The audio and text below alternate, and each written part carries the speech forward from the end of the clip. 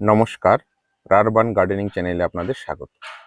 আজকে আপনাদের সামনে আমি উপস্থাপন করতে যাচ্ছি আমার ছাদ বাগানের এই যে ড্রাগন ফলটা আছে। দেখুন, পরপর কিন্তু ফল দিয়ে যাচ্ছে। এর আগে এখান থেকে কিন্তু 7-8টার মতো আমি ফল কিন্তু 1 বছরের গাছ, সেটার থেকে কিন্তু আমি এখানে উপভোগ করেছি। আবার দেখুন, আজকে এখানে কিন্তু আরও এখান থেকে 2টো ফল কিন্তু আমার ম্যাচিউর হয়ে গেছে। এই 2টো ফলকে আমি আজকে আবার এখান থেকে হারভেস্ট করব। তো ফল হারভেস্ট করার জন্য আমাকে কি করতে হবে, এই ফলগুলো যে আছে উল্টো দিকে, এইভাবে উল্টো দিকে এইভাবে অ্যান্টি ক্লকওয়াইজ এভাবে ঘুরলেই কিন্তু খুলে যাবে। এর আগে এখান থেকে অনেকগুলো ফল হারভেস্ট করেছি, আজকে আবার এখান থেকে 2টো ফল হারভেস্ট করবো। এখন একটু ছোট হয়ে গেছে সাইজগুলো, তবুও যথেষ্ট ভালোই আছে।